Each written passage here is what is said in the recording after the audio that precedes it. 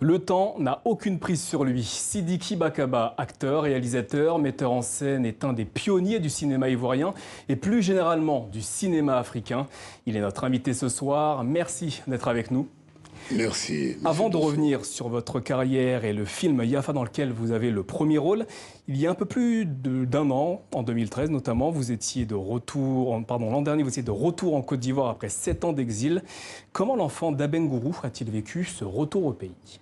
Je ne suis pas retourné encore au pays, mais je crois que c'est le bruit qui court. C'est de l'arnaque de dire que Sidiki Bakaba est rentré en Côte d'Ivoire. On ne peut pas rentrer dans son pays quand on n'a plus de maison. À mon âge, et qu'on ne sait pas où aller, et qu'on soit justement pris en charge par une structure française. Heureusement que je suis franco-ivoirien. Et non, j'étais heureux de venir revoir la Côte d'Ivoire, invité par l'université d'Abidjan, précisément André, qui m'a invité là-bas, Mbabaouman, qui vient d'écrire 2 livres sur moi et a organisé un colloque international. Et c'est à la faveur de ce colloque international que je suis venu à Abidjan, mais comme Français, c'est tout. Donc d'une certaine manière, vous estimez que vous n'êtes pas totalement rentré au pays, c'est un retour inachevé?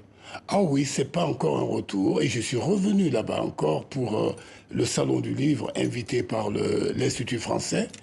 Donc ma francité m'aide beaucoup à redécouvrir mon pays après 8 ans d'indépendance, plutôt d'exil, où je n'ai pas cessé aussi de croire à une sorte de réconciliation.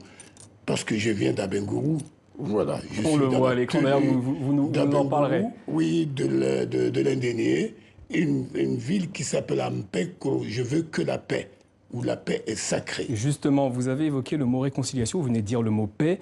Il y a quelques années encore, vous appeliez à la paix et à la réconciliation entre les Ivoiriens. C'est toujours le message que vous véhiculez à quelques mois maintenant de la présidentielle? Ah oui, c'est ce que je veux que ce soit, et je continue, je maintiens depuis 2000. Je suis un naïf à ce niveau-là, je continue à le croire. J'étais avec le président de l'Union des réfugiés ivoiriens à Paris, Michel Barouin, qui aussi a cru que j'étais rentré, était heureux. Il m'a appelé grand frère, c'est bien, je rentre. Je l'ai eu, il est complètement déçu parce que c'était un leurre. Alors, je le disais, vous êtes une figure majeure du cinéma africain. Comment votre première rencontre avec le 7e art s'est déroulée? Il me semble que c'était avec un film en noir et blanc. Ou un film, oui, un film en noir et blanc sur le mur de l'église de ma petite ville natale à l'époque. Voilà, dans la cour des religieux. Qu'est-ce qu'a ressenti l'enfant qui voyait pour la première fois ces images? Ah, la peur, surtout l'actrice principale m'avait fait peur. J'avais autour de 7 ans et elle était tellement belle, lumineuse, tout en noir et blanc, que j'ai eu peur de ne pas la rencontrer dans la rue. La ville n'était pas électrifiée à l'époque, j'avais vraiment peur. Et bien cette femme, c'est Jeanne Moreau que je rencontre quand j'ai 21 ans, ici à Paris, qui a été mon amante. Pour vous rencontrer d'une certaine manière. Mon amante dans une pièce qui s'appelle Loulou. Donc voilà, la rencontre magique est partie et c'est devenu une réalité ensuite. Vous vous êtes formé à l'École nationale d'art dramatique d'Abidjan, l'Institut national des arts, puis l'Université internationale de théâtre à Paris. Quels souvenirs gardez-vous de cette période d'apprentissage? Oh, je ne finis pas d'apprendre, je continue à apprendre. Et j'ai aussi, moi, initié de la formation, puisque j'ai dirigé le Palais de la Culture de Côte d'Ivoire pendant ces 10 dernières années, où j'ai ouvert une école de formation, Acteurs Studio. Et ces comédiens sont aujourd'hui en train de m'envoyer des photos avec des trophées. Je suis très content d'avoir fait ça. C'était important pour vous de transmettre ce que vous aviez appris? Ah oui, c'est capital pour moi. Je pense que si chaque Africain de ma génération, qui ont pu voir le jour avant l'indépendance et qui ont rêvé d'une Afrique complètement autonome, c'est mon cas, et si chacun était revenu former des gens dans leur discipline, et je crois que l'Afrique serait aujourd'hui très loin. Alors, vous êtes à l'affiche de Yafa, qui signifie le pardon, film réalisé par Christian Lara. On regarde un extrait et on se retrouve tout de suite.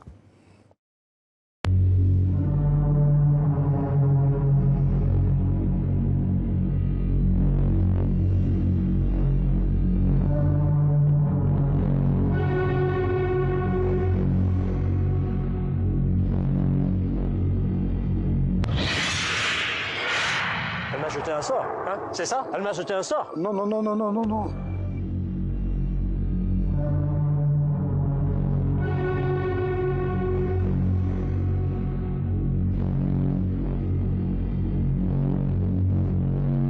Vous vivez sur des mensonges. Quand on ne sait pas d'où on vient, on ne peut pas savoir qui on est, ni comment, ni où aller. Alors on est perdu.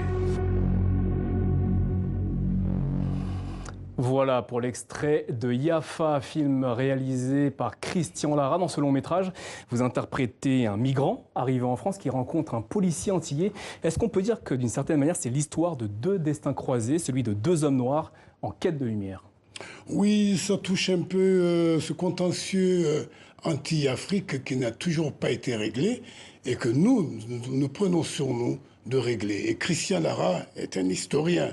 C'est son 24e film qu'il dit d'ailleurs, là, il ne s'agit plus de fiction pure ou de documentaire, il s'agit de memory fiction. Nouvelle appellation de son cinéma, memory fiction. Vous avez interprété de nombreux rôles au cinéma. Lequel d'entre eux vous a le plus marqué en tant qu'acteur, mais aussi en tant qu'homme? Ben oui, il y a le camp de Tcharoy, il y a Bako, l'autre rive, prix Jean Vigo, où j'ai eu ma première palme d'or. Et puis bon, ben, ça n'a pas arrêté, ça m'a apporté beaucoup de chance. Et c'est Bako, l'autre rive. Donc ce personnage de ce migrant, justement, voilà, on retrouve encore, plus de 42 ans après, un autre migrant, mais qui cette fois est un historien. Et mon bonheur avec ce film, c'est d'avoir joué avec Luc Saint-Éloi, qui est un immense acteur guadeloupéen. Et c'est notre deuxième film dirigé par Christian Lara. Vous êtes également réalisateur et metteur en scène. Quel regard portez-vous aujourd'hui, Sidiki Bakaba, sur l'art cinématographique africain? Oui, il se passe des choses parce que nous ne manquons pas de sujets, nous ne manquons pas d'histoire.